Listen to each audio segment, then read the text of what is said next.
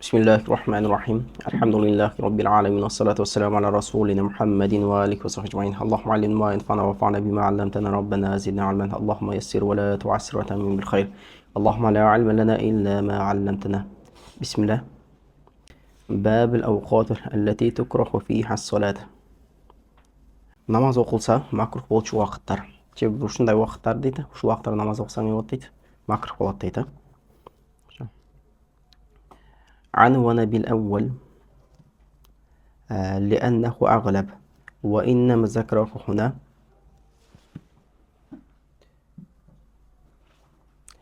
эми бизде мындай да намаз харам болгон убакыттар бар, такыр эле жарабаган убакыт бар. Анан намаз окусаң экен макрух болгон убакыттар бар да. Эми мына жерде عنون بالأول деген أوقات التي تكره فيها الصلاة деп атат. Мына жерде неме экинчи барган кезде والأوقات التي لا تجوز فيها. Биринчи не деди? Намаз окуса макрух болгон убакыттар, анан кийин намаз окуса жарабай турган убакыттар. لا تجوز деген такыр эле намаз окусаң эмне болот? لا تجوز мүмкүн эмес болгон убакыттар дейт. Эми ушундай эки түрдө алып келатат дагы. عنون بالأول биринчиси менен не кылды? Унван койду. Onun биринчиси болгондо ушуну не деп койду? Тукрах макрух болгон убакыттар деп коюп атат. Неге десе лианнаху аглаб себеби жигиттер аз алабыз неме дагы. Ла тажуз болгон убакыттар намаз жарабаган убакыттар экен 3 эле. 3 убакыт эле. Анан кийин бирок макрух убакыттар не болот? Бул үчөөнө караганда көбүрөөк болуп калат. Ошол себептен ва иннама закараху хуна дегенде өзү башында убакыт биринчи эле намазды баштаткан неден баштаган болчу? Намаздын убактысын баштаган. Намаз убактысынан кийин эле нени алып келген? Биринчи намаздын кирип убактысын алып келген, анан кийин нени алып келди? Мустахаб болгон убактысын алып келген да. Эми өзү мындай салсаң не болуш керек эле? Мына макрух болгон убакыттарды дагы. Ошол убакыт бөлүмдө эскериш керек эле дейт да. Бирок ошого карабастан не кылат? Бул жакта кийин алып келатат дейт. Лианнал карахата минал аварид. Неге десе карахаттар жигиттерден экен, макрух болгон убакыттар аваридтерден. Аваридтерден деген бул мындай келип калчу нерселерден же кошумча болгон нерселерден же сыпаттардан десеңер болот. Асыл эмес да. Жигиттер мына жерде аварид дегенде максат не десе лайса бил асыл да. Асыл болгон нерсе экен аварид болуп атат, арид болуп атат. Ошондо карагыла. Асылында өзү кандай болуш керек? Макрух болбогон убакыт не болуп атат? Асыл болуп берет да. Ал эми жигиттер макрух болуп калган убакыт не болуп калат ошондо? Аварид. Намазга ушундай не келип калды. Фа ашбахал фаваид. Эми бул неге окшошуп калыптыр дейт? Казага окшошуп калды дейт. Өз асылында не болуш керек? Асыл каза болчу. Андан кийин не болуп калды? Кийин мүмкүн эмес болуп калгандан анан кийин кайсы айтат? Өтө албай калдың, кийин казага өтүп кетти да. Ошол тараптан окшошуп калды дейт. Ошондо каза жигиттер бул асылган экен кошумча нерсе болуп калат да. Жан нерсе халафы дегенге кече. Жай кара. Вала тажузу салату. Намаз жарамсыз болот. Ла тажуз дегенде жигитте ла тасиху деп жазып коюлуп жерде. Аслында бул жерде намазга киришсең да жигитте не болбойт, намазың ишке ашпайт. Айл мафрудат вал важибат.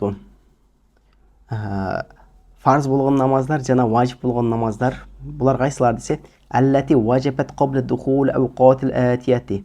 Алда эскерилчү 3 убактан алдын экен милдет болгон. Вахия дейт. Эми ушул 3 убакыт кайсыл десе, айында толуу шамс биринчиси кайсы экен жигиттер? Күн көтөрүлүп жаткан учурда. Иля антартафиа ва табайядда. Күн көтөрүлүп экен, бак агарганга чейин дейт. Qala fil asılda aytты. Iza irtafa'at ash-shamsu qadra rumhin. Эгерде күн не болуп калса жигиттер бир найза бою көтөрүлсө, ау румхайн же 2 найза боюнча көтөрүлсө дейт. Тубаху сала. Андан не намаз окуат? Дурус боло берет дейт. Ва qala fadli ما دام الإنسان يقدر على النظر إلى قرص الشمس فالشمس في طلوعها فلا تباح فيه الصلاة. Эгерде адам күндүн бакнай күнгө карай алганга кудрети жете турган болсо, күн дагы деле не дейт экен буну? Көтөрүлүп жатат. Яртафиа, дагы деле көтөрүлүп жатат. Эми ушул убакта не болбойт дейт? Намаз дурус болбойт дейт. Fa iza ajaza anин nazar. Эгерде ошо күндү караганга, тикелей караганга кудрети жетпей калган болсо, тубаху ошол учурда анан кийин болуп калат дейт. Намаз дурус болот дейт. Жигиттер демек макрух убактырдын биринчиси кайсыл экен? Күнгө чыгып жаткан учурда. Эми күн чыгып жаткан учурда жигиттер эмне дейт? Биринчиси бирөөсү күн көтөрүлүп экен мына агарганга чейин дептир. Биринчи кабылыбыз, экинчи кабылыбыз атат. Найза же эки найза, бир найза же эки найза бою көтөрүлгөнчө деп атат. Үчүнчү кабылыбыз атат. Күндү карай албай калсаң, ошондо анан кийин эмне болот дейт? Тубак атат. Бизде тандап алынган жигиттер экен найза бою эле. Ошо найза бою көтөрүлгөндө мындай эсептелгенде 25 минуттанын тегерегинде болот. Ошон үчүн мыякта деле алсаңар, эмне болот? Айт намаздарды bizde yarım saatten keyin bağımdattın vakti çıkat. Çıkkandan keyin жигиттер жарым сааттан кийин мына Мисирде болсо 25 минуттан коет. Ровно 25 минуттан кийин. Бизде деле ушундай эле тегеректи. Бизде коем 1 саат 2 саат коет. Бирок бул жакта канча 25 минуттан коет да. Ошол тегерек ушу 25 жарым саат болуп калат.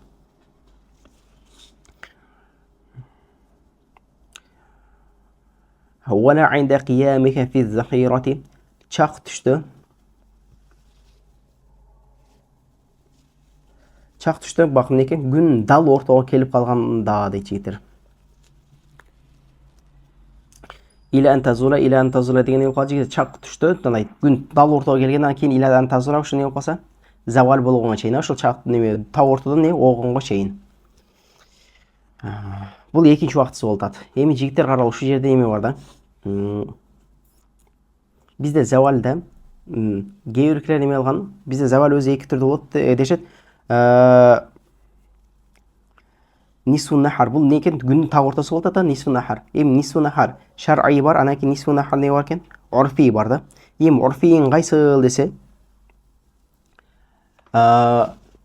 урфийде кайсыл десе именно биз билген чак түштө. Күн мындай көлөкөсү не дал ортого келгенде ошону не дейт? Истива дейт. Ошону чак түш дешет. Нисфу нахар дешет. Анан нисфу нахар деген шар'ий дегенибиз жигиттер неме бар? Духа намазы, духан убакыты чыгат го, духа кубрадан кийин, анан кийин экен ошо завалга чейинки убакытты не дейт? Нисфу нахар дешет да. Күн немеси жарымы дешет. Дегенде ушул жерде не бар? Кээ биркилер ошол нисфу нахар шар'ий деген дагы не болгон? Алымдарыбыз бар болгон. Бирок бизде ооба турасын экен. Нисфу нахар урфийибиз кайсы болуп атат? Так ортого келгени болуп атат, ошо. Эми жигиттер нисфу нахар урфий деп ала турган болсок, бул мындай толук убакытты не албайт экен. Бир намаз окуп бүткөнгө мүмкүнчүлүгү жок болот да. Бул эмне болот? Күн так ортого келет да, келип туруп эле кичине деген эле дароо не болуп кетет? Ооп кетет. Бир канчалык неке сания, секундта чалгы эле болот ал убакытча. Ошол. Ал эми беркин ала турган болсоң жигиттер не болуп калат? 45 минуттанын тегерегинде болот. Ошон үчүн бакнай. Хилафтан чыгыш үчүн пешинден алдым экен 45 минутта мындай намаздарды окубай койгонуң жакшыраак болуп турат. Түшүнүктү? Вала инда курби гурубика. Жана экен күн батайын деп калганда. Бихайсу тасфарру ва тад'афу. Күн саргайып анан кийин багы күндүн неси нуру уже алсыз болуп калганда. Хатта тaqdirul aynu ala muqabalatiha ila an taghruba. Кандай эсе күн неме кылып, адам ошо күнгө тикелей караганга кудурети жетип, ошончо не батып кеткенге чейин дейт. Дегенде демек жигиттер бунун мындай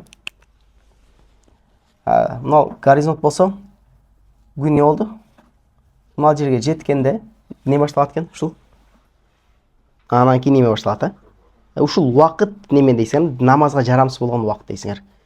Себеби жигиттер бизде азыр асирди алабыз карагыла. Мисалы үчүн асирде анан мына жерге жеткенде же күн мисалы үчүн мына жерде болгондо не болуп калат көзүң уже? Караган кудуретиң жетип турат, мындай неме карай эле карасаң деле уже кудуретиң жете берет бул убактардачы. Ушул убакта мына жерге чейин эмне болуп кеткен жигиттер? Макрух убакыт болуп саналат. Ал эми мына жерден күн мынага жеткенде уже не башталат экен? Харам болгон убакыт башталат. Ушул неме бакнай биринчисине бирин киргизбей турасыңар, Неке макрух болгон убакыт бар асирде. Анан кийин не бар экен? Аслан жарамсыз болгон убакыт бар да. Жарамсыз болгон убакыт кайсы жерде башталат экен? Күн горизонттон отуруп башталганда башталат. Анан кийин адан алдыңкы бир 20 минутталык убакытта жигиттер көзүн карасаң не болуп турат? Уже көзүн карабай уялбай калат да. Биз өткөндө не дедик жигиттер? Асирде мустахаб болгон убактысы кайсыга чейин дедик? Бак көзүң уялбай калганга чейин дедик да. Ошо уялбай калганга чейинкиси мустахаб, будан бул жагы не дедик? Макрух болот экен. Ошо будан бул жерге чейинкиси не экен? Макрух, анан мына жагынан баштап уже не? Харам болгон убакыт. Аз окусаң кайсы болот, болбойт эми келет. Демек 3 убакыт кайсы болду жигиттер? Биринчиси Күн чыгып жаткан учурда күн чыккандан мыягына 25 мүнөт эсептей бересиң, жеңил болуш үчүн. Пешимде жигиттер экен так ортого келгенде бул не? Бир канча секунд алып гана убакыт болот. Кокус болгон экен ушул убакытта не? Аллаху акбар деп баштаганыңда намаздын бир убактысы ушуга туш келип калган болсо намазың не болуп калат? Жарамсыз болуп калат. Үчүнчү убакыт кайсы экен жигиттер? Ушул күн батып аткан учурда 3 убакытта не албайт экенбиз? Намаз окуй албайсыңар. Бирок кайсы намаздарды окуй албайт экенсиңер? Ал-мафрудат вал ваджибат деп келет, Кайсы намаздар экен? Фарз ушул 3 убакыттан экен, фарзды анан кийин эмне экен? Важип болгон намаздарды окусаңар не? Жигиттер ушул жерде баштаган болсоңор, мисалы үчүн мен мына жерде баш неме болду. Аслан эле Аллаху акбар деп кулак каксам дагы, кийин кулак кагып туруп каткырып күлүп жүрсөм азыр не болот? Даратым барбы жокпу? Дарат бар. Неге? Намаз аслан не дейсиңер? Ла танак дейсиңер, макул ушул жакта. Эгерде нени баштаган болсом, фарзды анан кийин нени?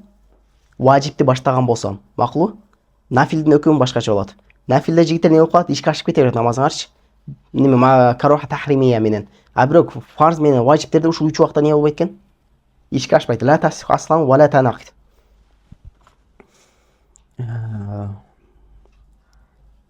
Биринчиси нелерди окубайт деди жигиттер?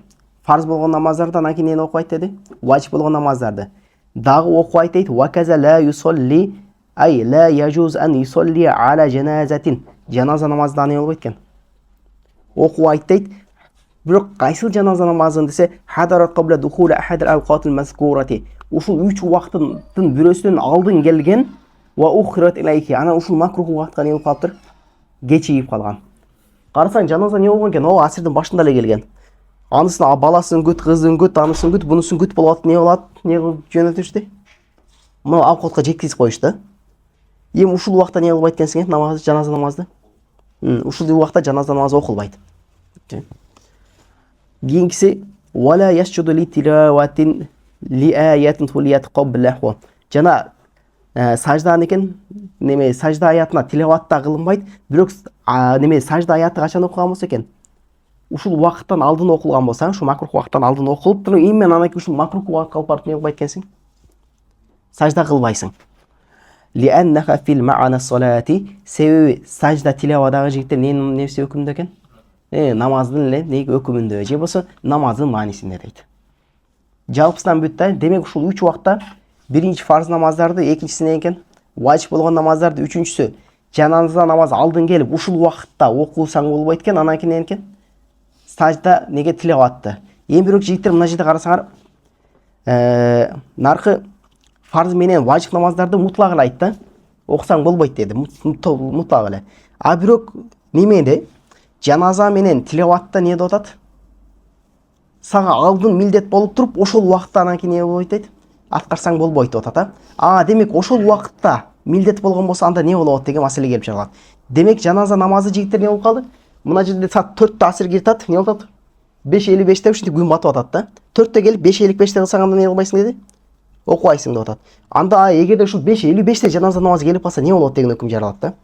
Дегенде жигиттер бизде эки кабыл бар. Аткарсаң боло берет, бирок не экен? Биля караха. 3 кабыл экен. Биля караха дейт биринчиси жаназа. Бул жаназа намазды айттым азыр. Мына жерде жаназа намаз келип калган болсо жигиттер, биринчиси не экен?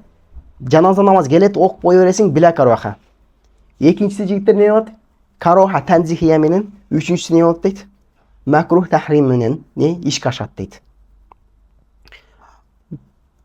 Ошол 3 кабыл айтылганда жигиттер, эми жакшысы жигиттер не турасыңар? Кечиктирип турасыңар. Түшүнүктү? Демек жаназада не болот экен жигиттер, ушул 3 кабылыбыз бар. Эми сажда тилаватка келгенде ушул убакытта сажда аяты не болуп калды? Окулуп калды. Эми бул учурда не болот десе жигиттер,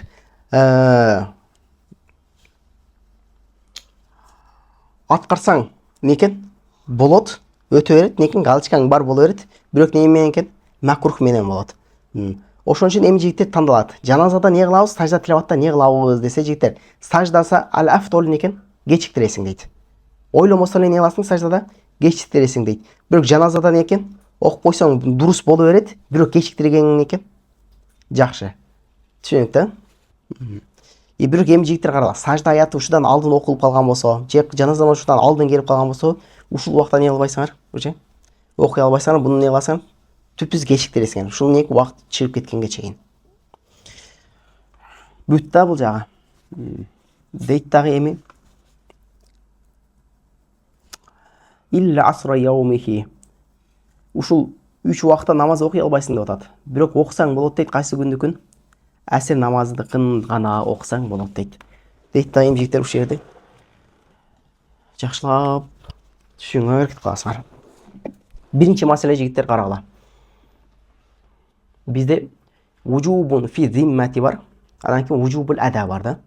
Сен мойнуңа милдет болгон убакыт нерсе бар. Анан кийин экен сен эмени аткарып беришиң милдет болгон нерсе бар экен. Убакыт бар да. Мен Мухаммадтын телефонун сатып алдым. Мухаммад, сен телефонуңду 1000 сомго сатып алдым дагы. Сен телефонуңду сатып алдым дедим да. Мен сен ушу телефонуңду 1000 сомду 1-сентябрь күнү берем дедим. Дегенде жигиттер, 1000 сом азыр менин мойнума физимме милдет болду? Милдет болду. Бирок жигиттер азыр менин мойнума ада кылыш милдет болду, милдет боло элекпи? Милдет болот. Ада кылыш, төлөп бериш, өтөп бериш кайсы убакыт күнү милдет болот? Не болуп калат экен? 1-сентябрь күнү милдет болот. Демек бизде кандай болот экен жигиттер? Вужубун физимат десе мойнуңа милдет болуп калган не убакыт бар. Анан кийин сен не кыласың? Эми ушуну аткарышың керек болгон убакыт бар да. Милдеттүү түрдө не кылып беришиң керек ушул убакта? Аткарышың керек болгон. Ошол вужубул ада бар.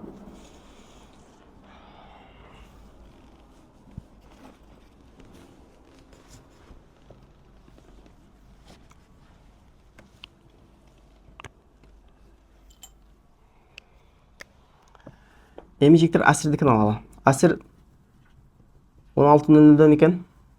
Убактысы кирип атты эле. Анан жашыл убакыт. Неме болгон убакыттар жигиттер? Окусаң дурус болгон убакыт. Анан мына кыз не болуп калды?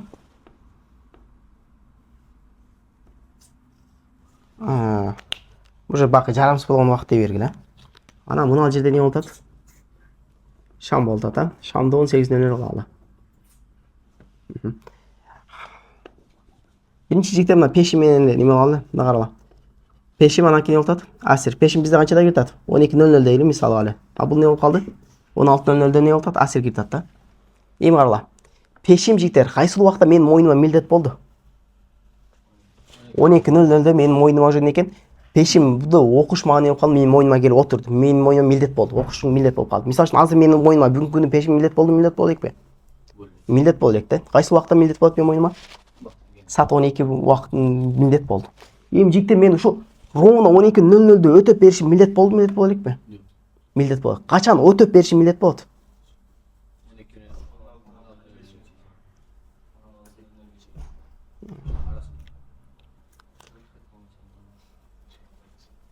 Мында болот жигит. Карала. Саат 12:00 менин мойнума не болду? Милдет болду. Бирок силердин эч бириңе айтпасам, ушу ровно 12:00 сиз окуп беришиң керек деп не кылбайсыңар? Айтпайсыңар. Мисалы үчүн Мухаммадтын азыр карызы неде болду жигиттер? Мага бүгүн 1000 сом не болду? Мойнума илинди. Бирок жигиттер не кыласың? Кайсыл күнү өтөп берсең, кайсыл күнү өтөп беришиң милдет болот десе не дейсиңер азыр? 1-сентябрь күнү өтөп беришиңер милдет болот дейсиңер да. Бирок азыр силерде 12:00 не дейсиңер? Милдет болду. Бирок мына убакытта канчаны экен саат 13:00 өтөп беришиң милдет болду деп силер азыр айта аласыңар мындай 1-сентябрда өтөп беришиң милдет болду дегендей. Айта.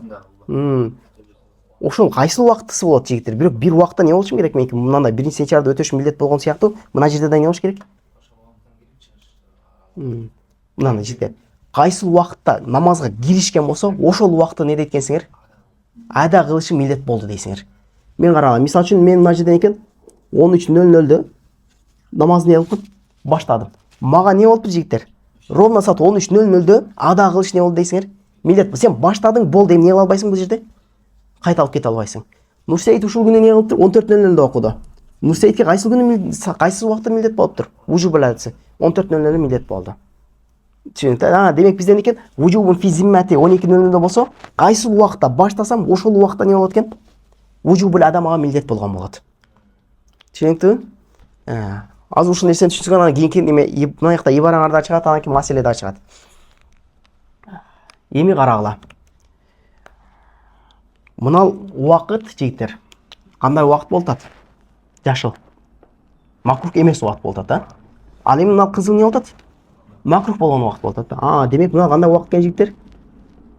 Сыпатында камил болуп атат да. Сыпатында не болуп атат экен жигиттер? Камил болуп атат. Ал эми мына жерде сыпатында кандай болуп калат жигиттер? Нақыс болуп атат да. Эми карагыла. Мен азыр мына жерде 17:00-дө асирди окусам, кайсы убакта мен моюнума милдет болуп атат? 17:00 камил убакта милдет болду. Камил убакта не кылып койдум? Бүтүрүп койдум. Эми болуптур. Не кылып калды? 17:55-те не кылдым, жигиттер? Баштадым да. Кайсы убакытта мен моюнума милдет болду намаз? 17:55 нақыс убакытта не болуп тур? Милдет болду да, нақыс убакытта не кылып койдум намазды мен эми? Бүтүрүп койдум да. Ошон үчүн жигиттер некен? Асир намазы окусак, не фарздарды биринчи неден? Фарздарды, важиптерди не кылбайсың деди? Окуй албайсың деди да. Бирок ошол асир күндүк не кылсаң болот деп атат? Окусаң боло берет. Демек жигиттер бизде мындай маселе да. Мен бүгүнкү асирди окусам болот, бирок кечеки күндүн асири каза болуп калган болсо, кечеки күндүн асирин не кыла албайм? Окуй албайм да. Бирок мындай кылсаң, бул деле асир, бул деле не болуп атат? Асир болуп атат да. Бирок кечекини окуй албай калсам, бүгүнкү экен? Окусам боло берет. Неге бүгүнкүн окуй аласың десе, бүгүнкүсү жигиттер кайсы убакытта накыс болуп милдет болуп турмага? Нақыс, нақыс убакытта милдет болгондо, нақыс убакыт мен неме кылып койдум? Бүтүрүп койдум да. Бул деген жигиттер не болуп калды? Мага бакылай, 90 сомдук менен не болду? Милдет болду. Анан 90 сомдук менен не кылып койдум? Бүтүрүп койдум. Мен мисалы үчүн карап тура. 100 сом алсам 90 сом кайтарып бере алам элем? Жок, бирок 90 сом алсам канча сом кайтарып коет элем? 90 сом кайтарып кое берет элем да. Бирок жигиттер, мына жерде азыр пешимди окусам болобу, милдет болбойбу? Мисалы үчүн каза пешим бар. Мына жерде окусам болобу, болбойбу? Болбойт. Неге? Пешимде жигиттер не болуп атат мына жакта? Бардыгы сыпаты камил болуп атат да. Мага пешим кандай абалда жигиттер менин моюнума милдет болгон экен? Камил абалда. Эми камилди алып келип туруп, мен мына жерге накыс алып келип не кыла албайт экен? Салып кое албайм, жармаштырып кое албайм да. Ошо мисли болуп калыш керек да. Меники камил милдет болгон болсо, жигиттер мен не кыла албайт экен? Накыс алып келип окуй албаган. Түшүнүктү да. Багымдатты дагы жигиттер. Мага багымдаттын убактысында не болуп атат? Камил убакта милдет болуп атат. Анан кийин накыс алып келип не кыла албайт экен? Салып кое албаймын да. Бүттү. Бирок жигиттер карагыла. Асирде болсо кандай убакытта болуп атат? Камил, анан кийин не болуп атат? Накыс. Бирок казаныкы не кыла албайбыз, ошого карабастан? Окуй албайбыз деп атабыз да. Десең бирок асир кечекинде асырын каза болсо деле накыс убакыт бар болуп атат го дейт да. Мына жерде камил убакыт бар болуп атат, не болуп атат? Накыс убакыт болуп атат. Бирок биз азыр не деп атабыз? Мага кайсы убакытта милдет болгон деп атам? Камил убакыт. Деп коюп атам да. Неге мындай кылып атасың десе, карагыла. Асир 2 саатка чоюлса, камил убакыт канча экен? 1 саат 50 мүнөттө да. Ал эми накысы канча болуп атат? 10 мүнөттө. Бизде не экен? Ли аксари хукмул кул. Демек, жигиттер, менин моюнума жигиттер, кайсы ада кылыш кайсы убакытта важип болгон дейсиңер? Азыр. Жалпы убакытта не болуп калды дейсиңер? Ада кылыш милдет болуп калды. Эми жалпы убакыттын көпчүлүгү не болуп атат? Камил болуп атат. Демек не болуп калыптыр жигиттер? Камил убакытта милдет болгон дейсиңер. Ал эми бүгүнкү күндүкү именно мына жерде милдет болду дейсиңер. Ал эми кечеки казаны не болуптур? Кайсы кечеки казанда жигиттер вужубул ада кайсы убакытта милдет болуптур? Камил дебесең, жалпы убакытка не болуптур? Жалпы убакытка милдет болду дейсиң, Вужубул ада жалпы убакытка идофа кылынат. Анан кийин жалпы убакытка карасак не экен? Камил көп. Анан демек не экен? Мага камил убакытта милдет болду деп айтасыңар. Түшүнүктүүбү маселе? Накыс болуп өтөбү ошол күндө асырда окусо накыс убакытта. Накыс убакытта не болот? Ада накыс дейсиңер, Ошондо сахибейинде кайтарып бериш керек милдет болот. Жок, бул жерде биз эми ада накыс болсо кайтарып берет. Ада накыс болсо? Кече ада накыс болсо кайтарып берет дедик го. Мисалы, тахиятта отурганда узу канап кетсе, сахибейинде өтөт дедик. Ада накыс болот дедик. Жок, ал жерде ада накыс болот. Ал жерде ташак, кодук ташакта отургандан кийин неме болуп калса дедик да. Кобла тулул фажирда да. Бирок жигиттер, иншалла анда усулду алабыз. Сурооңо бир жол жок болуп эле. Мисалы үчүн мына жерде багымдаттын убактысы болсо, карагыла. Мына багымдаттын убактысы мына жерде не кылды? Күн чыкты. Анан кийин мына жерде не болуп калды азыр? 25 мүнөт убакыт не деп атабыз? Намаз окуга. Карагыла. кече сүрөттө кандай алып келди? Эгерде не болуп калды? Сохи байында ушул жерде не болуп калды? Мурдум канап неле? Багымдат окуп атып жигиттер. Коду ташакты окугандан кийин не болуп кетти? Күн чыгып кеткен болсо, не болот деди? Сохи байында намаз бар, имамдан экен. Намаз жок деп атат да. Бул жерде неге бар, неге жок деп аткандыгы, ал жерде имамда не болуп калды? Фарз жок, Сохи байында. Фарз эмес эле да. Бирок ана мына жерде жигиттер азыр не болбойт? Фарз некен бар боло берет да. Неге? Себеби мына жактан кийин келген убакыт жигиттер. Мисалы шамдын убактысы кирип кетсе. Шамдын убактысы кандай убакыт келип атат? Камил убакыт келип атат да. Ал эми бул жакта жигиттер некен? Багымда мен ал асир десе не болуп калдың? Мына накыста баштап туруп жигиттер шамга азан чакырып ийсе, асир не боло берет? Бар боло берет. Бирок багымдатта жигиттер биринчи рекет окуп туруп мына убакыт кирип калса не болбойт? Болбой калат да. Сен камилден неме өтүп атасың? Накыс өтүп. Аны эми мына жака накыста не болбойсуң? Камилге өтөсүң да ошон үчүн дурус боло берет. Ал кечеки сүрөт болсо неме багымдаттын алып келген, ал эми асырда не болбойт бул нерсе? Кечеки маселе жаралбайт. Себеби асырда не экен? Накыстан камилге өтөсүң, ошон үчүн дурус боло берет. Ал эми багымдатта дурус болбой калган себеби неде экен? Камилден накыска өткөндүгү себептен дурус болбой калат. Багымдаттан башка намаздар бузулбайбы сонда? Келесі намаздын убакыты кырылды. Ооба. Бул багымдаттан башка бузулбайт. Мисалы мен 5-ти окудум. Асирдин убактысы кирип кетсе бузулбайт, бирок жуманы окуп атып туруп, анан кийин асирдин убактысы кирип кетсе, анда жума не болуп калат? Бузулуп калат. Ошондо жума намазы анан кийин экен багымдат намазы ошондой болуп калат да. Калган убактар не болбойт? Бузулбайт. Кандай? Кайсы намаз вопрос? Пешинде окуп атканда асыр убактысы кирип кеттиби? Ооба, намазыңыз өтүп кете берет. Бирок жуманы окуп атканыңызда не болбойт экен? Өтпөйт. Себеби жуманын шарты убакыт жигиттер. Ал салам неке каралбайт. Ал убакытка неме каралат. Биз неке баштадыңарбы? Ошол убакытка чектелет макул. Жума намазында жигиттер пешин убактысы кирсе не болуп калат экен? Асырдын убактысы кирсе бузулат. Ал эми багымдатта да ушундай некен? Күн чыгып кеткен болсо некен? Бузулуп калат. Эгерде өтө элек болсоңор, коду ташакты окуй элек болсоңор. Камилден накыс немеде? Багымдатта камилден накыска өткөндүгү үчүн, жумада жуманын шарты табылбай калгандыгы үчүн. Жуманын шарттарын алабыз, жуманын шарттарынын бирөөсү жигиттер убакыт. Асырда камилден накыска өтсө не болот? Бул жерде камилге накыска өтүп атканда, бул некен жүз муттасил болуп атат да. Муттасил болуп аткандыгы үчүн не болот? Бака, мына убакыт неники асылында эле? Асирдики болчу. Ошон үчүн бул жерде не болот дейт? Уруксат берилет бул жерде. Муттасил болуп аткан. Бунун убактысы болгондугу үчүнчү. Асир мына дагы кимдин убактысы экен? Асирдин убактысы да мына намаздагычы. Ошон үчүн не кылат бул жерде? Асирге уруксат берилип калат. Бирок калган намазды мына жерге алып келип не кыла албайсыз? Тыга албай калабыз.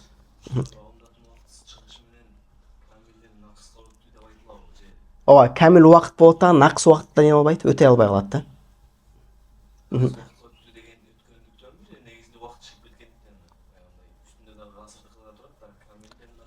Убактысы чыгып кеткендиктен. Ошо убактысы чыгып кеткендиктен мындан кийин неме өтүп кетсе дагы ошо. Жок, андай болсо бизде бар пешимдин убактысы чыгып кетсе, асирдин убактысына азан айтылып калса, пешимизден не болбой калыш керек эле. Өтпөй калыш керек эле да. Ал убактысы чыгып кеткендигинен эмес, неге экен? Накыс болгондугу себебинен. Бүттү бул жагы. Жигиттердин Не каблет завал мисалы эки ракат духа намазы болсо, сосын завал болсо, ол кезде анда камилден накыска не болот? ал убакытта неме болот? Нафил болгондугу үчүн нафилге не болбойт? Ал нафилге тиешеси жок болуп калат. Макрух тахриман болот ал жерде. Жигиттер вужубул кот болот. Азал азаны. Милдеттүү түрдө намаз не кылыш керек? Токтотуп алсаң. Эми карала, биз азыр кайсы намаздарды мүмкүн эмес деп атабыз? Важип намаздар деп атабыз да. Фарз намаздар, анан важип намаздар, милдет ушул 3 убактан экен, дурус эмес деп атабыз. Бирок нафил намаздарды окусаң демек не боло берет экен ушул убакта? Не боло берет? Дурус боло берет да. Неге десе жигиттер, мен ушул убакта накыс убакта баштап атам, демек мен вужубулада кайсы убакта моюнума милдет болуптур? Накыс убакта милдет болот да, ошон үчүн нафил намаздар не боло берет экен жигиттер ушул убакта? Окусаң боло берет да. Өзү мындай акылга салсаң жигиттер, сырттан караган адамга не болот эле? Нафилді қарасаң не болтады? Бақ бұзылбай атады. Фарз оқысаң не екен? Бұзылып атады да. Өзі тескер болуш керек еле дейді да. Илләтті қайсы жақта кенжектер? Фарз маға қайсы? Кәмілде милдет болғанда қазаларым. Ал эми нафилди неменен нақыста баштаппын. Демек нақыста не қойсам болады? Бүтіріп қойсам бола береді. Асырда осы нақыс уақытта оқу тоже макрух болады. Макрух тахриман ошол убактачы. Асыр фарзында. Фарзды оқып кечиктирип оқуң макрух тахриман болуп саналат. Бирок не болот? Галочкасы бар. Қазадан бірақ жеңіл болады. Қаза қарағанда бирок жеңіл болот. Жигиттер мына жерге келгенде кылат, макрух тахриман аткарылып калат дебейсиңер. Казаңар таза харам да. Каза кылыңчы. Некен таза харам болот. Ал эми мына не болот? Макрух тахрим болот. Заты адан өтүп атат да. Эми жигиттер дагы бир суроо силерге. Мен мына жерден нени баштадым? Нафил намаз баштадым. Нафил намаз баштап аткандан кийин жигиттер некен окусам болот экен? Окусам болот. Бирок эстеп кеттим да, бирок не болуп калды бул? Бузу бердим да. Бузу бердим дагы эми эртеси күнү жигиттер кайра ушул күнү каза кылып берсем боло болбойбу? Нақыста не вачип болды. Нақыста өтсөм болобу деген, болобу болбойбу деген маселе. Себеби жигиттер мындай да. Мен мына жерде мисалы үчүн пешимде нафил баштадым. Баштап туруп не кылгам, бузуп таштадым. Бузгандай мойнума не болуп калды, милдет болду? Милдет болду да. Эми ушул жерге алып келип туруп важиптерди да не кыла албайсың деди азыр. Окуй албайсың. Мына жерге алып келип экен, нафил кечеке, бак бузуп койгон нафил мына жерге алып келип не кыла албайт экен? Окуй албайм. Бирок меники азыр кайсыл сүрөт болуп атат? Ушул убакта баштаганда бузуп таштадым. Эми ушул убакта өтөсөм боло болбойбу? Акылсыз болот деп. Кыясласам не? Болот жигиттер. Жавхорода да китептерибизде да берет экен, болот деп. Хидаяда дагы не кылат дейт? Болот деп неке. Хидаяда дагы башка китептерибизде барды болот дейт. Неге десе жигиттер, кайсыл убакта мага милдет болду эле? Нақыс убакта милдет болгон. Демек нақыста өтөсөң болот. Бирок мындай кылбайсыңар. Бирок лау суилна береге кокус бизден бирөө сурап калса, ушундай маселе не болот десе, не дейсиңер? Болот деп жооп бересиңер. Бирок мындай кылбайсыңар, Алла баары макрух тахрим болуп кете берет. Асыр сөйледе басасыз. Асыр фарз. Фарз ушул жерде башта. Дәрет бузулду. Ертеси күнү сол убакта өтөсө болобу? Жок, каза болуп калган болсо, асыр кайсы жака идофа кылынат деп атабыз? Жамиул уақытқа идофа кылабыз да. Жамил уақыт не болот? Камил болот да. Мыяк түшүнүктүү жигиттер. Иншалла ушуну түшүнүп, себеби ушул китептерде ушул жерде берет да, ададачы. Анан кийин болсо, мыналда фыкта түшүнгөн адам ал жерде түшүнүп кетет да. Мыякта чыкпаган болсо ал жерде да кыйналып туруп калат көбүнчө. Кет эми мына жерде ибараны окулу. Илля асра яумихи. Бирок асрды ошол күндүн асрын окусаң не болот дейт? Фарзың өтүп кете берет. Неге десе, фа иннаху яжузу адауху, асрды окусаң ада кылсаң болот. Айнда гуруби шамс, күн батып жаткан учурда. Неге десе, либақо сабабихи. Себеп тагы деле не болот? Бар болот ата. Асрды ада кылыш себеби кайсы? Убакыт не болот жигиттер? Бар болуп атат. Себеби мынал деле кимдин убактысы дедик азыр? Нақыс болсо дагы асрдын убактысы деп атабыз. Эми ушул себеп кандай десе, вахва ал жузул муттасилу бихил адау мин вакти. Ада муттасил болгон жуз дейт, убакыттан ада муттасил болгон жуз дейт. Ада жигиттер кайсы убакытта муттасил болуп калды? Мына жузга не болуп калды? Муттасил болуп калды да. Ушул не болуп калат? Ушул себеби болуп атат. Демек себеби бар болсо, демек мен асрды да не кылсам болот дейт. Окусам боло берет дейт. Ва уддият кама важабат. Ошол себептен жигиттер мына жерде кандай важап болду ма? Важип болду. Нақыс важип болду. Анан кийин не кылдым? Нақыс боюнча не кылып койду дейт. Аткарып койду дейт. Бихилафи гайрика минас салават. Бирок башка намаздардан эмес. Мындай мүмкүн эмес дейт. Неге десе, фа иннаха важабат камилатан. Пешима кандай важип болгон эле каза кылып койсом. Камил важип болгон, багдат камил, куфтан камилде важип болгон ошон үчүн не болбойт? Буну өтөй албайт дейт. Фала татаадда бин нақис. Нақиска келип не албайт дейт. Өтөй албайт дейт да. Демек жигиттер, мына пешим мага экен 100 сомдук менен милдет болгон да. Не кыла албайм мен аны? 90 сом кайтара албайм да. Бул багы бизде неме бар? Тарифтер бар, тарифный пландарчы.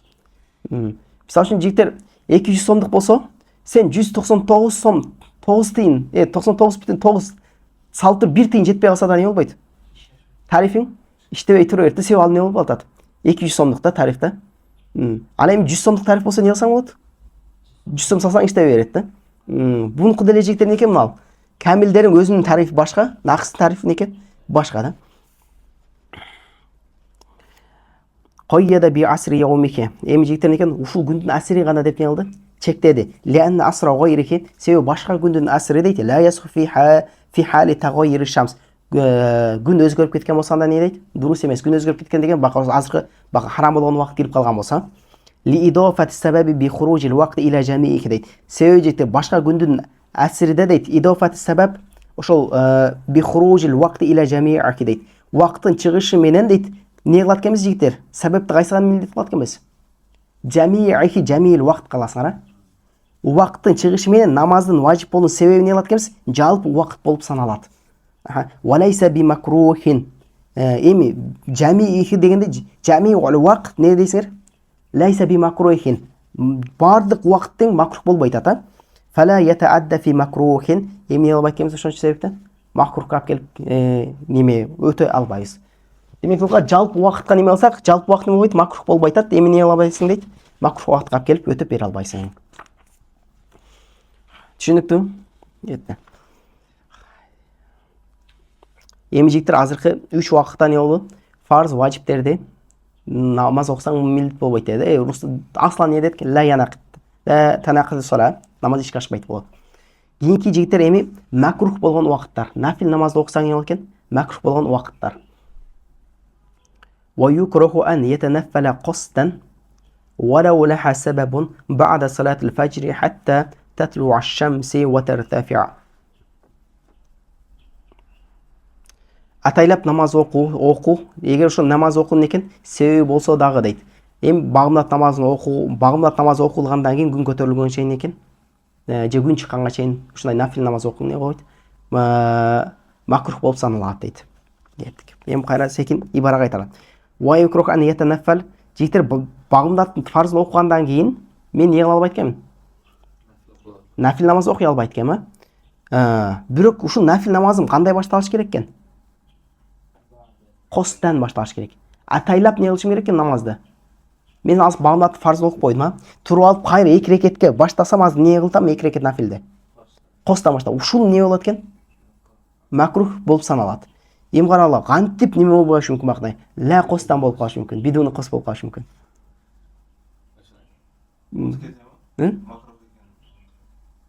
Жок, макрух экенин унутуп кетсе дагы, бирок намазды баштап атканда кандай баштап атат? Костан баштап атат да. Жок, сажда табылат калса аз алабыз, бул жерде уруксат боло берет. Карагыла жигиттер. Мен багымдат некен 2 рекет фарз. Окуп аттымда 3-чү рекетке туруп 3-чү рекетке сажда кылып койсом, мага мандуп не болот? 4 рекет менен бүтүрүп коюш милдет болот да. Ушул жерде жигиттер менин алдыңкы 2 рекетим каяка кетет? Фарзга. Калган 2 рекетим неге кетет? Нафилге кетет. Ушул 2 рекет нафилди жигит азыр мен костон баштадым же бакын сахия баштадымбы? Сахия баштап алган болом да. Демек ага кийинки 2 рекет не болбойт экен ушул жердеги? Макрух болуп саналбайт. Бул бүтте.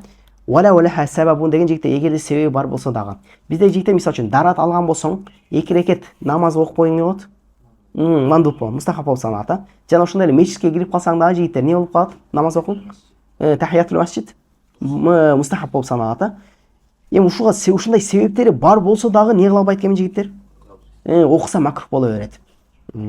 Баада салат фажр намазын окугандан кийин хатта татлу аш-шамс күн чыкканга чейин, ва тартафиа күн чыгып неге чейин жигиттер? О көтөрүлгөнгө чейин, биринчиси демек жигиттер багымдаттын фарзын окудум, нар жагына не кыла албайт экенмин? Болду, же нафил намаз окуй албайм. Күн чыкканга чейин, анан көтөрүлгөнгө чейин. Кет. Фажрдын убактысы киргенден кийин өзүчү. Азыр ибара менен кеттим, азыр анын дагы өзүнчө хостотун айтат.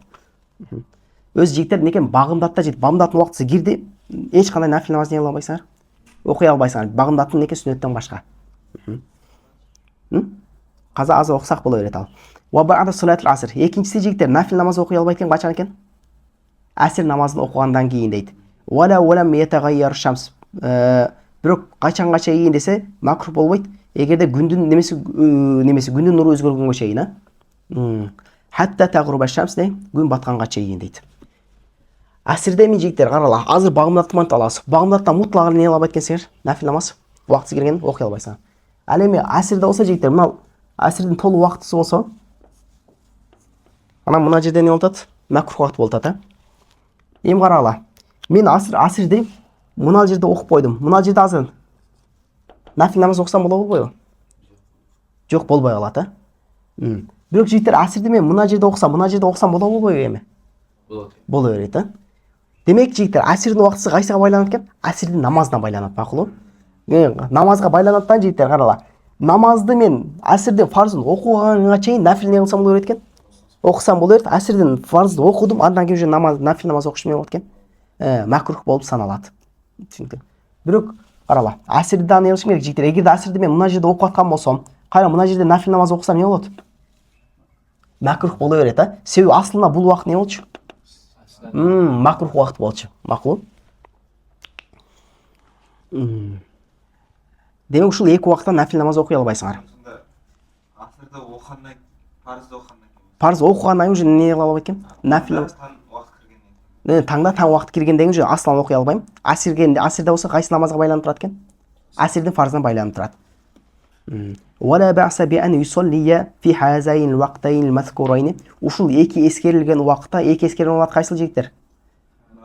Бa'дал фажр, анан кийин бa'дал аср, Al-fawatu, qaza namaz оқысам не болот экен эми? Болот. Ва ясжуду лит-тилавати. Некен? Сажда тилава кылсам болот. Ва юсалли ала жаназа, намазда оқысам не экен? Дурус боло берет дейт. Эми жигиттер, неге нафилди оқысаң макрух болот деп атат, бирок казаны оқысаң не болбойт деп атат? Макрух эмес деп атат, а? Неге мындай десе? Лианна нахия лима'ана фи гайрил вақт. Себеби тыю нахи жигиттер уақыт макрух болгондугу үчүн эмес дейт да. Тыйын эмес экен, үчүн эмес экен. Мына уақыт карала. Багымдаттын мына уақытысы жигиттер макрух уақыт эмес бе? Мына багымдаттын уақыты издесеңер, толук. Саат 4-төн 6-га чейин. Макрух уақыт эмес да? Демек тыю жигиттер уақыт үчүн бекен? Жок, уақыт үчүн эмес дейт. Ва хуал каунул вақти кал машгул бил фардил вақти хукман дейт. Бирок анда тыю эмне үчүн десе жигиттер, хукман парз намаздын окуп жаткан сыяктуу болгондугу үчүн дейт. Кандай десе, каунул вақти мындай да жигиттер. Ибараны түшүнгөндөш. Мына уақыт үчүн болбойт ата, ама некен нахи не үчүн келбей атат? Уақыт макрух болгондугу үчүн эмес. Анда не үчүн неме нафилди неде макрух деп атасыңар, бирок казаны не деп айтасыңар? Макрух деп айтасыңар десе, жигиттер, макрух деп атабыз. Неге десе, мына толук убакытта сен хукман экен жигиттер. Саат 4-төн 6-га чейин мен не кылып атат экен? Фарз окуп атамын да. Хукман не экенмин? Кал машгули фил фарди. Ушул убакытта мен фарз намаз окуп аткам да. Эми карала, мен фарз намаз окуп атып туруп жигиттер, некен нафилге өтсөм боло болбойбу? Мен фарзды таштап туруп нафилге не кыла албайт экенмин? Өтө албаймын да.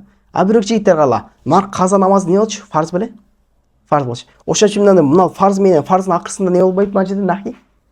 Эч нерсе болбойт. Себеби некен бул жерде фарз болуп кетет да. Эми карала, мына жерде фарзды окуп атканда мына жерде сен мен нафил намаз окусам, мына жерде как будто фарзды таштап туруп не окуп атат экенмин? Нафил окуп аткан болом. Мага милдет болгон фарзды таштап мени окуп атат экенмин?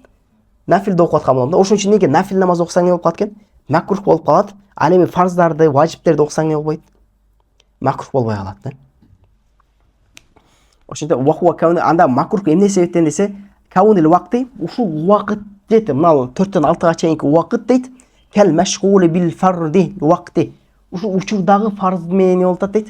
Машгул болуп аткан сыяктуу дейт. Хукман ошол болуп аткан сыяктуу, ошол себептен экен нафил макрух болуп калат дейт.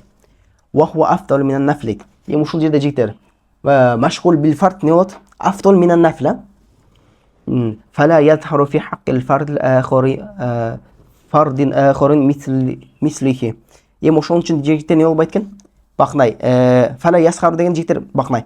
Тыю башка парзды өтөп жаткан учурдан экен тыю не болбойт? Ачыкка чыкпайт да.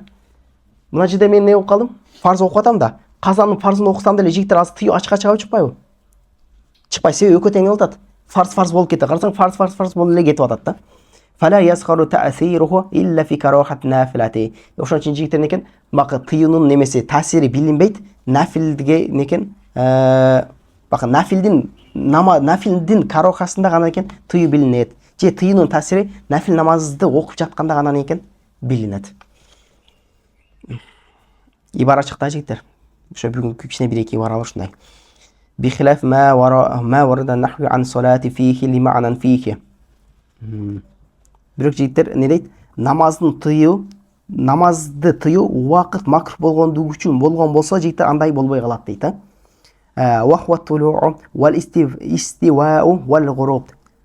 Бул үч убакта жигиттер убакыт эмне үчүн намаз эмне үчүн тыйылган? Убакыт болгон үчүн да. Ошон үчүн анис солати фихи фил вакти лимана фихи лимана фил вакт. Ошол убакыт тыю үчүн болгон болсо ошондо эмне болуп калат дейт? Мындай болбойт дейт. Фаюассиру фи ибтали гайри нафилати. Ошон үчүн нафилден башка намаздарда жигиттер бул убакыттарда эмне болуп калат? Иптол калып барып атат. Фарз намаз окусаң бул убакта эмне болот деп атам мен азыр? Батыл болуп атат. Ошон үчүн багымдаттан экен бир рекет окугандан күн чыгып кетсе эмне болот дедик азыр? Батыл болот деп атабыз да. Ошо таасиринен экен иптол калып барат дейт. Ва фи карахати нафилат. Нафилге эмне калып барат экен жигиттер? Ушул убакта окусаң. Макрух тахмин калып калат. Ла иптолиха. Нафилде эмне болбойт деген? Иптол болбойт. Нафилде неге иптол болбоду жигиттер? Уддият кама важабат дейсиң, нафилден экен накыс менен башталды. Накыс менен бүтүп атат. Ошон үчүн эмне болбойт? Ла яптул нафилда ушул 3 убакытта. Ал эми фарзды жигиттер эмне болот? Камил менен милдет болгон, анан кийин накыс менен өтөй албайм, ошол себептен эмне болуп калат? Батыл болот. Ибараны бир койгула чыкты.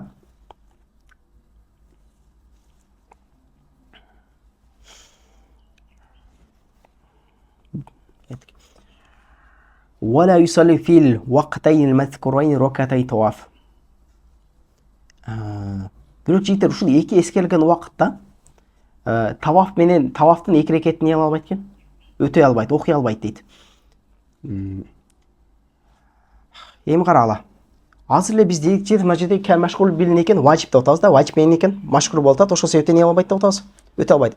Эми жигиттер мен 7 жолу таваф кылган болсом, 2 рекет нафил намаз окуш менен мойнум эме болот? Автоматтуу важип болот да. Деп атсаң жигиттер мына жерде азыр эле кайра эме болуп калат? Не болуш керек эле?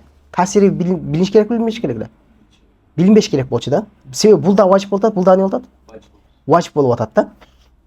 Анда неге бул жерде рокатай тавафтан экен окуй албайсың десе, лианна вужубуху ли гайрихи, лианна вужубаху ли гайрихи. Ахвал хатм таваф.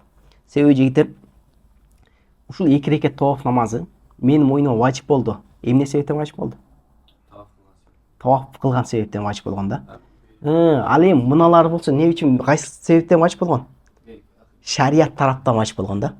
Демек эреже бизде жигиттер ма важаба мин жихатил абди ла таджуту фихи сала.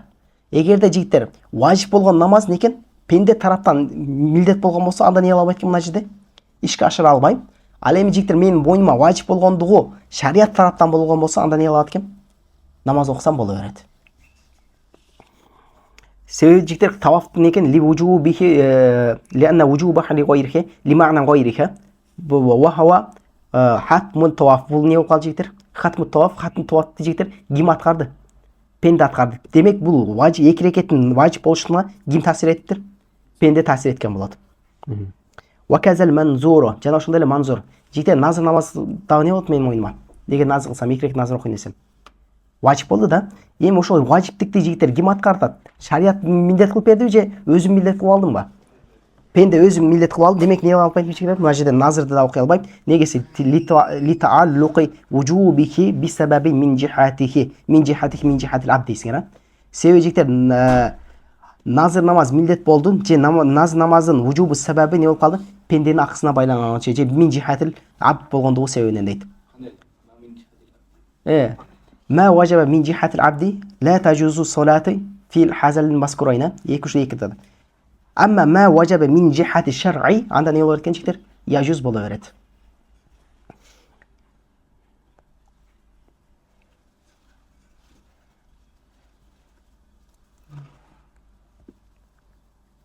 Жана ошондой эле машара фихи кайсыл намазга киришип фихи дегенде фил убакытка кайта албайсың кайсыл намазды баштаган болсо дейсиң ма десе сола ошол кайсыл намазды баштаган болсо сумма афсадаху ошол намаз бузуп койгон болсо да ушул убакта не албайт экен жигиттер окуп бере албайт дейт. Негеси лисиянатул муаддам кандай баштаган болсо ошондой экен өтөш үчүн.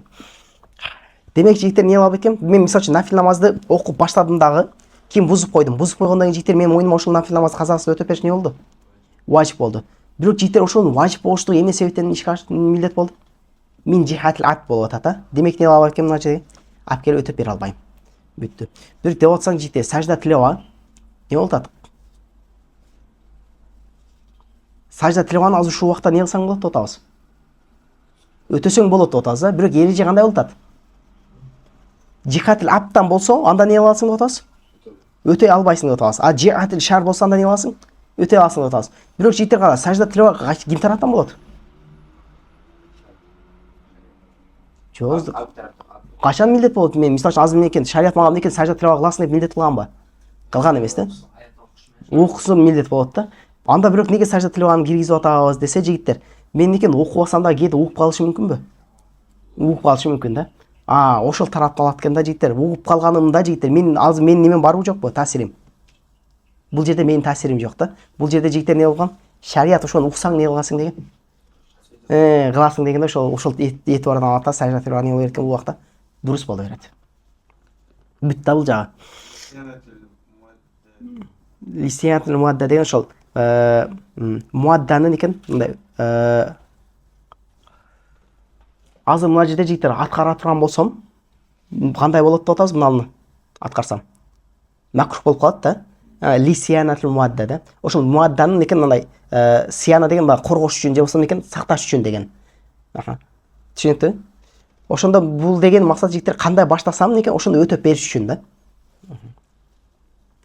Себеби алардын баардыгы мага кайсыл убакта милдет болгон? Кандай неме милдет болгон эле?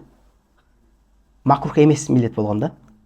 Ошон үчүн эми макрухта не кылып бере албайм, азыр буну алып келип өтөп бере албайм да. Муадданы не үчүн келдим мындай сакташым үчүн деп которосуң, бирок ошон үчүн экен кандай милдет болгон болсо ошондон экен өтөшүң үчүн. Мага не болгон? Макрух эмес, мага өтөп бер деп мага не кылган, мага милдет болгон да. Аны алып келтирмей макрух убакытка алып келип не кылып койгон? Өтөп койбоймун. Ооба өтөсөм не болор эле жигиттер? Галчкан боло берет, бирок кандай болуп калат? Макрух болуп калат. ويكره أن يتنفل بعد طلوع الفجر بأكثر من ركعتي سنة الفجر.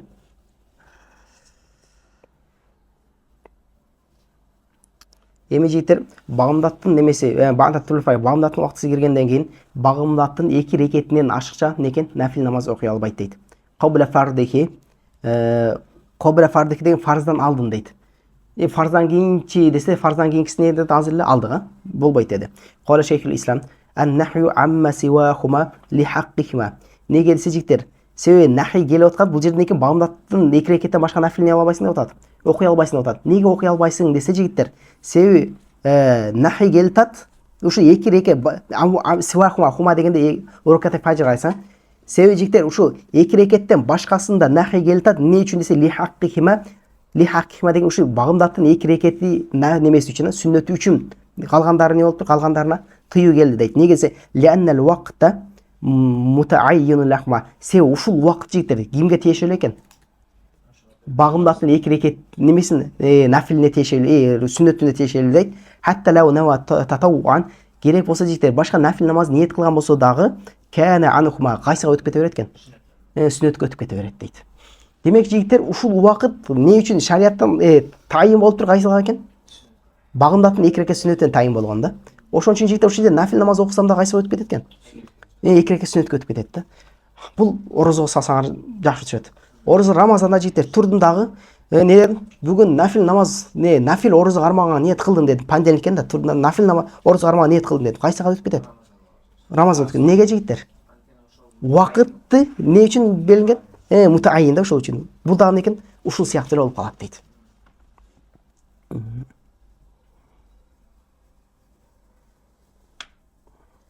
Ошондо жигиттер бул мисал үчүн карагыла эле.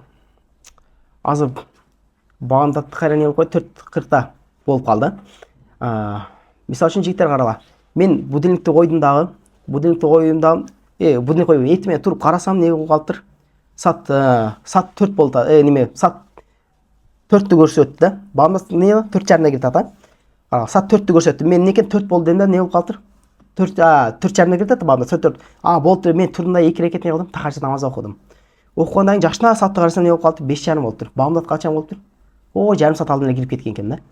Жигиттер, бакы 2 рекет окуган намазым кайсыга кетиптир азыр? Сүннөткө өтүп кеткен болот. Эмне кылам мен кайра? Фарзды окуй берем. Түшүнүк да? Бирок азыр кийинки маселени алып келет жигиттер. Саат мен 4:29 нени баштадым, тахажжудду баштадым. Бир рекет окугандан кийин не кирди? Бамдаттын убактысы кирди. Эми ушул жигиттер калганын не кылам мен? Бүтүрөм да. Бүтүргөндө жигиттер ушул тахажжудум азыр кайсы жака өтөт? Үстүгө кайтарып бересиңерби же мыягына өткөзүп бересиңерби?